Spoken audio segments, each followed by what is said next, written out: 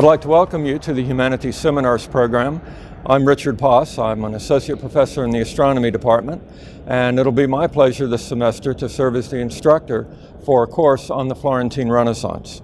My own background is in the humanities. I first went to Italy in 1981 when I finished my master's degree, and there I went to study Italian literature, but I fell in love with Italian Renaissance art.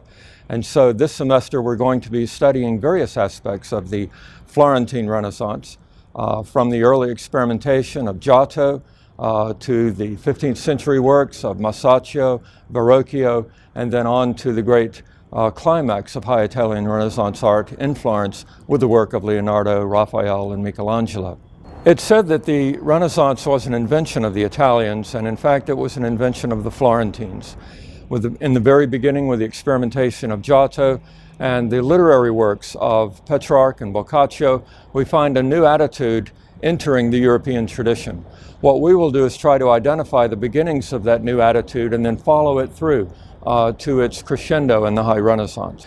We'll look at the role of the Medici family, a banking family who played a very important role by commissioning, that is, bankrolling the Renaissance in effect.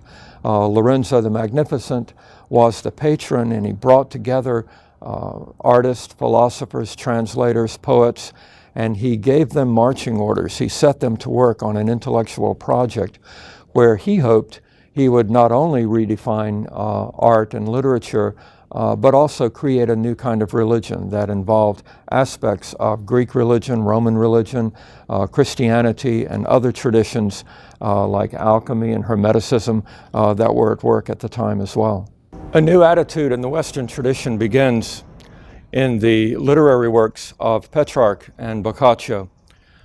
Petrarch in his Canzoniere is a long meditation on his love for Laura, but at the same time there's a quality of self-absorption and self-dramatizing that is really new to the literary scene. Also in Boccaccio's Decameron, we find a focus on all of the multifarious aspects of life here on Earth. It is rather an R-rated work, and we'll be examining some of the tales there. With the figure of Leonardo da Vinci, we'll be looking at his drawings and the way in which he uses his talent, which is a really native-born Florentine tradition of disegno, to draw and to render, to think out his ideas about anatomy, musculature, scientific engineering ideas, his designs for new devices, and how that connects with other scientific figures during the period, such as Galileo, who represents for us a kind of conflict between the experimental empirical attitude and the authority of the intellectual structures of the universities and the churches of the time. And so I hope you can join us here for the Florentine Renaissance. We're going to be meeting at 9 o'clock on Friday mornings here at the Poetry Center, and I hope to see you there.